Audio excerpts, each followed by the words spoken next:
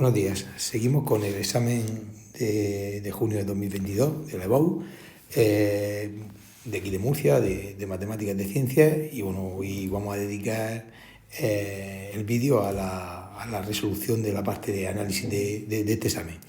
Los ejercicios de análisis son el 3 y el 4. El 3, como veremos, es un ejercicio de optimización, de los típicos ejercicios que es probablemente la aplicación más importante que tienen las derivadas.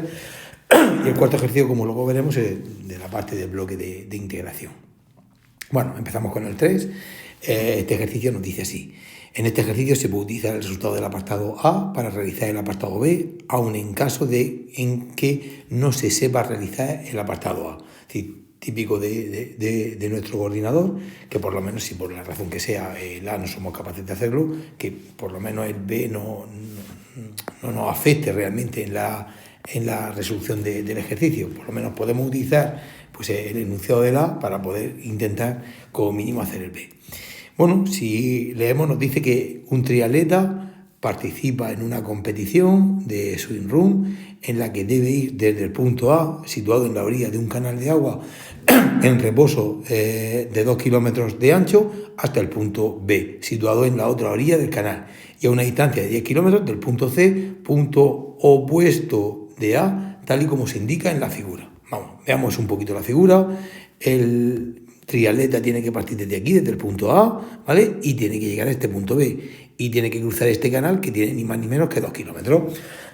Tiene evidentemente diferentes formas de cruzarlo. Pues podría cruzarlo perfectamente, lo cruzamos así en diagonal y luego nos vamos hasta D. Podemos cruzarlo tal y como lo indica en la figura, ¿vale? Y luego nos vamos hasta B. O incluso podría perfectamente cruzarlo directamente entero sin necesidad de correr absolutamente nada. O podríamos cruzarlo en vertical, ¿vale? Y luego correr los 10 kilómetros hasta llegar a B. Es decir, nosotros pues tenemos diferentes opciones. Como ya veremos en el apartado B, veremos luego cuál es la óptima de todas, ¿vale? Bueno, si seguimos leyendo lo que nos dice el enunciado del ejercicio, dice, para ello debe ir nadando desde A hasta cierto punto D en la otra orilla del canal y continuar corriendo desde D hasta B. Es decir, toda esta primera parte la hará nadando y esta segunda parte de aquí pues la hará corriendo. Luego veremos realmente el punto D dónde debería estar, si debe estar aquí, o quizá debe estar por aquí, o quizá debe estar por aquí. No sabemos realmente qué le conviene, ¿vale? Es verdad que cuanto mayor sea la diagonal, pues menos recorrido va a hacer, pero más tiempo se va a tirar nadando.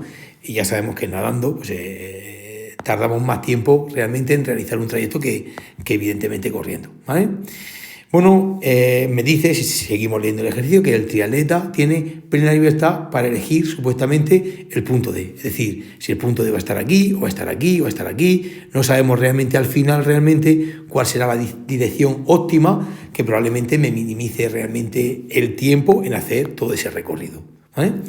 Vamos, si ya leemos el apartado A, nos dice, sabiendo que el triatleta es capaz de nadar a una velocidad de 4 km por hora, es decir, por aquí, en esta primera parte, la velocidad que va a llevar es una velocidad de 4 km por hora.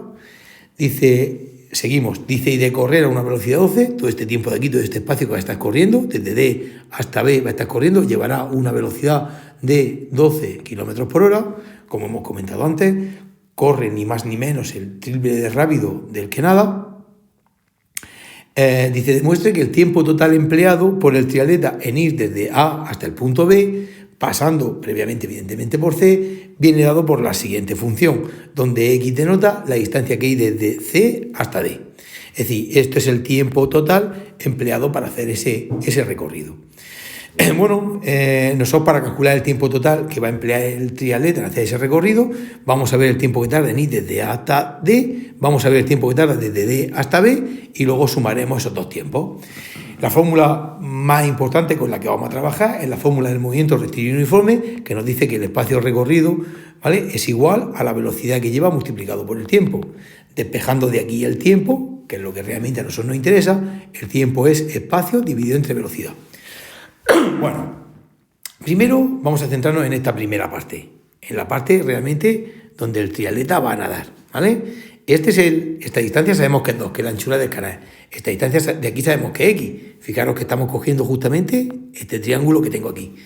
Y esto de aquí, como este punto de aquí es el punto A y este punto de aquí es el punto D, Pues esta distancia es la distancia que va desde A hasta D. Para calcular esta distancia simplemente pues vamos a aplicar Pitágoras y vamos a decir que pues la distancia que va desde A hasta D al cuadrado, la hipotenusa al cuadrado, es igual a la suma de los catetos al cuadrado, a x cuadrado más 2 al cuadrado. Con lo cual, esta distancia, haciendo raíz cuadrada, la distancia de AB, pues es la raíz cuadrada de x al cuadrado más 4.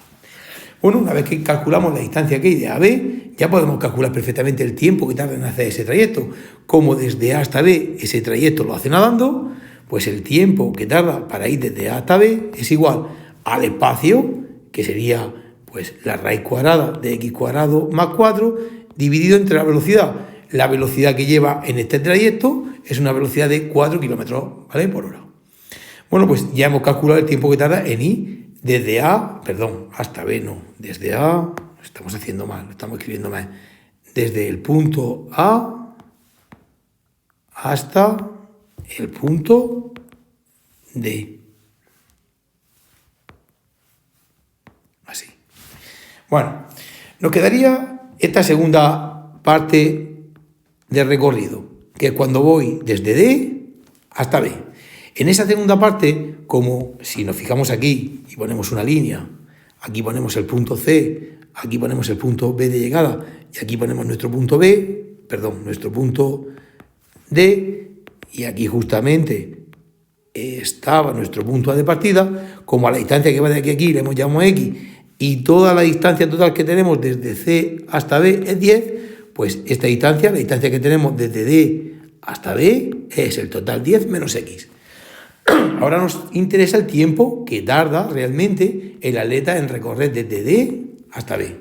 Y haremos exactamente lo mismo. El tiempo que tarda en ir desde D hasta B, pues será el espacio, que el espacio es 10 menos X, partido de la velocidad. La velocidad que lleva en este tramo, en la que va corriendo, lleva una velocidad de 12 kilómetros, ¿vale?, partido de hora. Con lo cual es 12. Bueno, pues ya tenemos los dos tiempos que queremos. El tiempo que el atleta se va a tirar nadando cuando va desde A hasta D y el tiempo que el atleta se va a tirar corriendo cuando va desde D hasta B. Este es el tiempo. Y el tiempo total en hacer pues todo ese recorrido es la suma de los dos tiempos. El tiempo que tarda en ir desde A hasta D, el tiempo que va nadando, más el tiempo que tarda en ir desde D hasta B.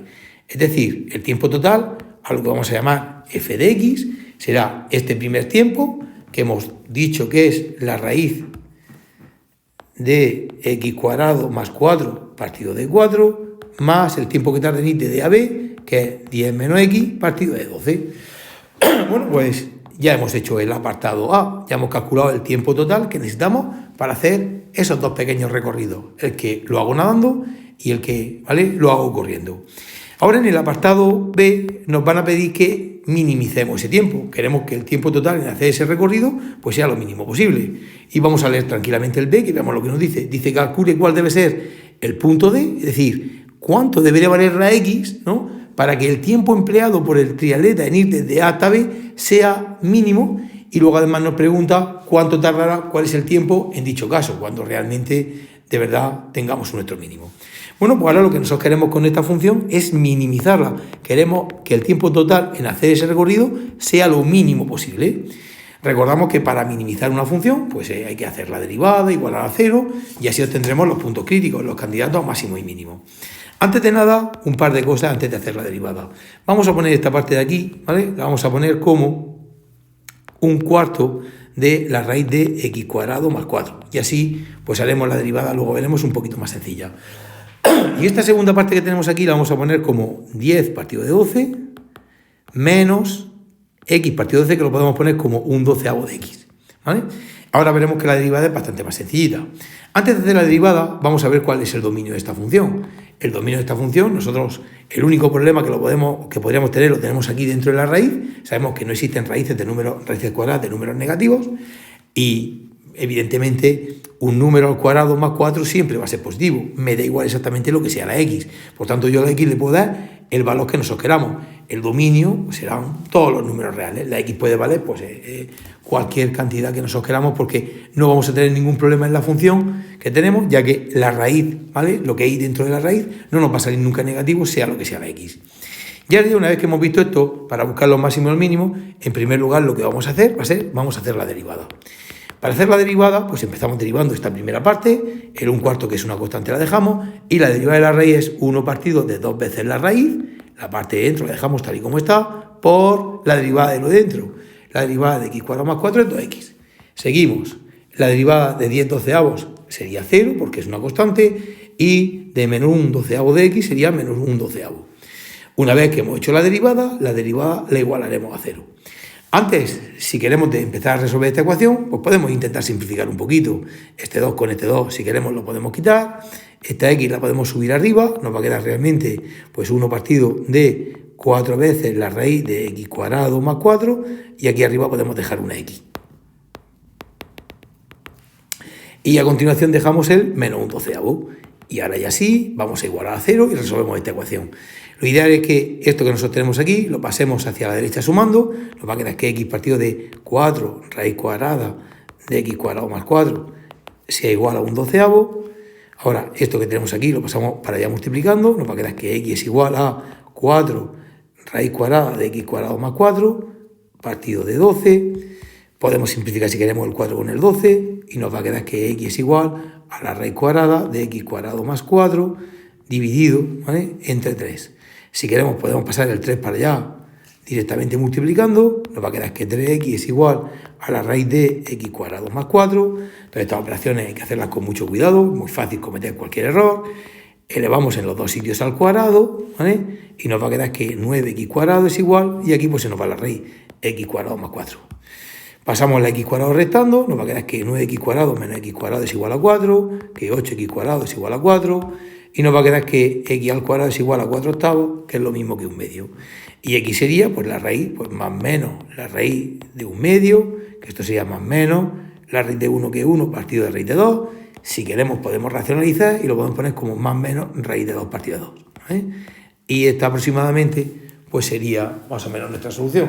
Creo que si lo hacéis con la calculadora aproximadamente, pues nos va a dar más o menos 0,7 y menos 0,7. Pero bueno, nosotros si queremos lo podemos dejar simplemente así. Estos puntos que nos salen son nuestros puntos críticos, nuestros candidatos a máximo mínimo. Para saber si son máximo y mínimo, tenemos dos opciones. O recurrimos a la segunda derivada o estudiamos la monotonía. Para estudiar la monotonía simplemente colocamos una recta real, colocamos esos valores, el menos raíz de 2 partido de 2 y el raíz de 2 partido de 2, colocamos los valores también malos del dominio, aquellos valores donde la función realmente no existe, que en este caso no hay, ya que el dominio son todos los números reales, y empezamos a darle valores a la derivada. Hay que darle un valor por aquí, por ejemplo el 2, un valor de por aquí, por ejemplo el 0, y un valor de por aquí, por ejemplo el menos 2. Cuando le demos esos valores a la derivada, recordemos que si nos sale positivo, pues la función es creciente, y si nos sale negativo, pues la función en ese tramo sería decreciente. Nos podemos coger la derivada más sencilla de todas, y si por ejemplo empezamos sustituyendo el 0, ¿vale?, veremos que esto de aquí nos va a quedar, todo este bloque nos va a quedar 0, y nos va a quedar menos 1/12. Es decir, al darle el 0 a la derivada, nos va a quedar en esta parte de aquí negativo. Eso significa que en este tramo nuestra función es una función que va hacia abajo, que es decreciente. Si le damos el 2 a la derivada, operamos y hacemos el resultado con muchísimo cuidado, veremos que el resultado que nos va a salir va a ser positivo, con lo cual en este tramo la función es creciente. Y por último, si le damos el menos 2, aunque esta parte de aquí donde la x es negativa nos interesa menos, veremos que aquí la derivada va a salir positiva, con lo cual en este tramo pues la función sería creciente.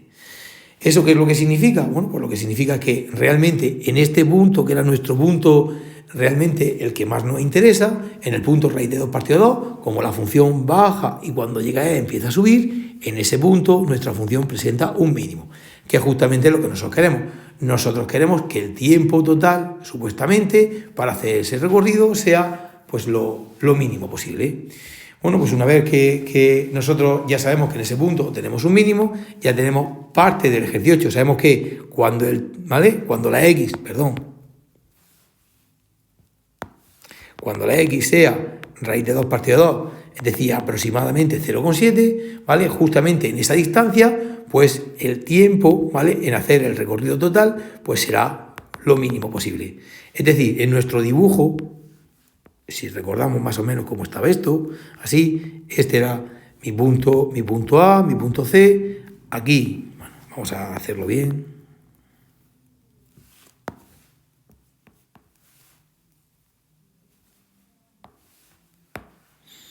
aquí teníamos aproximadamente el punto D, ¿vale?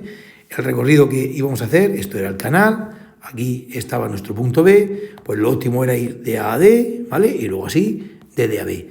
Y esta distancia, a la que hemos llamado X, ¿vale? Pues no ha salido 0,7, con lo cual, pues justamente llegaríamos al punto D, que está a una distancia 0,7 del punto D. Y esta distancia que nosotros tenemos aquí, pues sería 10 menos ese 0,7, que sería aproximadamente 9,3. Si preferimos trabajar de forma más exacta, pues esta distancia sería raíz de 2 partido de 2, y esta distancia que nosotros tenemos aquí sería 10 menos raíz de 2 partido de 2. Bueno, además de esto, también nos pregunta una segunda cosa. Nos dice que calculemos el tiempo total empleado. Recordamos que la función realmente que nos daba el tiempo, realmente, era la raíz cuadrada de x al cuadrado más 4, dividido entre 4, más, si mal no recuerdo, vamos a ponerlo que no nos equivoquemos, la segunda parte de la función era 10 menos x partido de 12. 10 menos x partido de 12. Bueno, pues simplemente lo único que tendríamos que hacer para calcular realmente el tiempo mínimo sería en esta función sustituir la x simplemente por raíz de 2 partido de 2. Y bueno, pues ponerlo a operar un poquito, ¿vale? Esto nos quedaría raíz cuadrada de raíz de 2 partido de 2 al cuadrado más 4 partido de 4 más 10 menos raíz de 2 partido de 2 dividido entre 12. Si queréis, cogéis la calculadora, hacéis todas estas operaciones con la calculadora y el resultado aproximadamente que nos salga, que ya os lo dejo para que lo intentéis hacer todos vosotros, pues sería el tiempo mínimo que tardaríamos en hacer dicho recorrido. Vale, no perdemos más el tiempo con este ejercicio y vamos a pasarnos directamente ya al ejercicio 4. Vamos a mirar. El ejercicio 4, como hemos comentado antes, es un ejercicio de integrales, ¿no? En el que ya veremos, porque primero tendremos que hacer una integral y bueno, luego evidentemente pues nos pedirán alguna cosita más. Venga, lo copiamos y nos ponemos a hacerlo en un momento.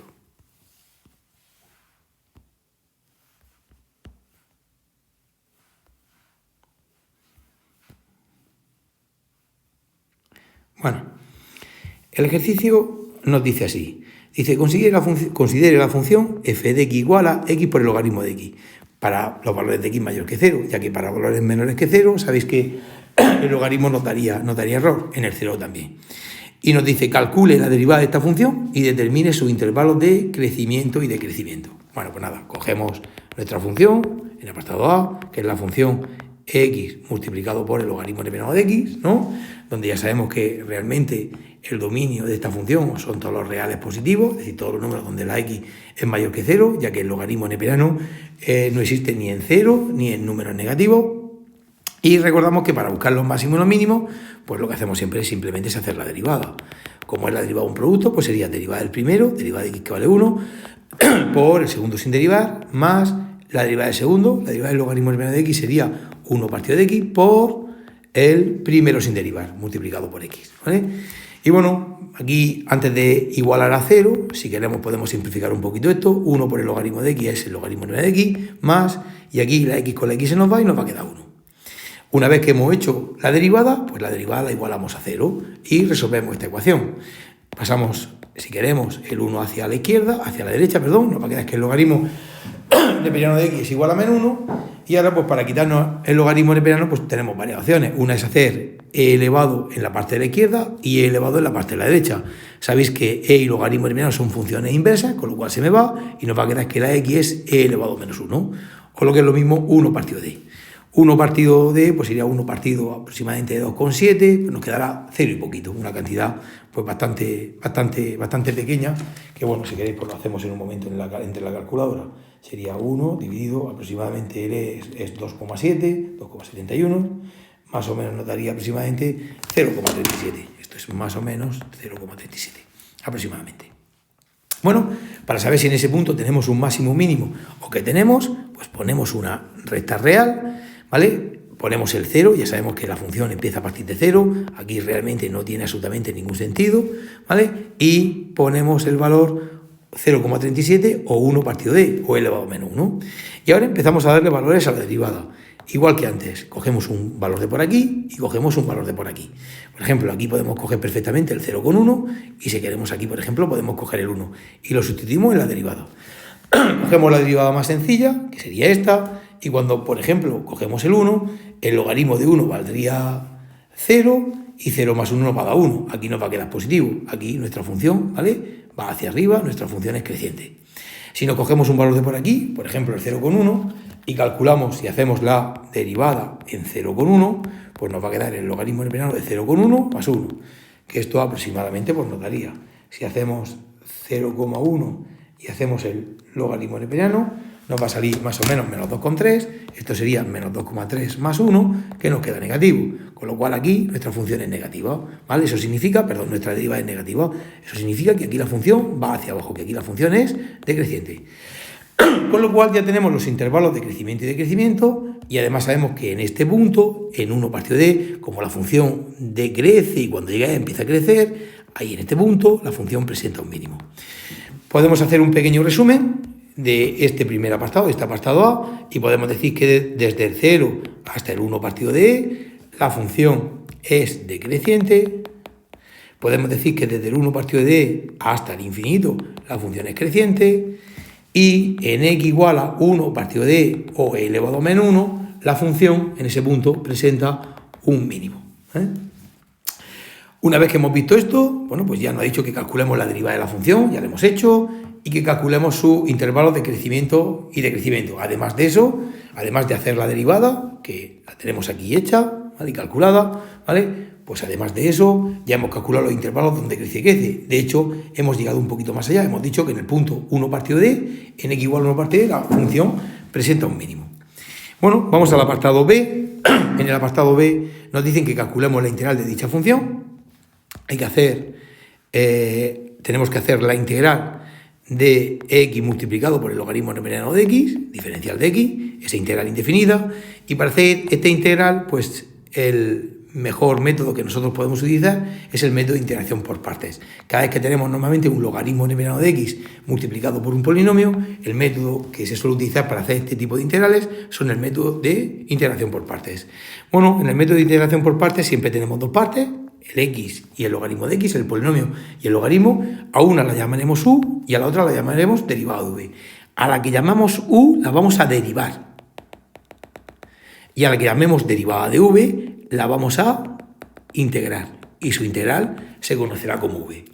Bueno, como u vamos a poner el logaritmo neperiano, ya que el logaritmo neperiano solamente sabemos derivarlo y sabemos que su derivada es 1 partido de x. Y como derivada de v vamos a elegir el x, que la integral de x también es muy sencillita porque es x2 partido 2.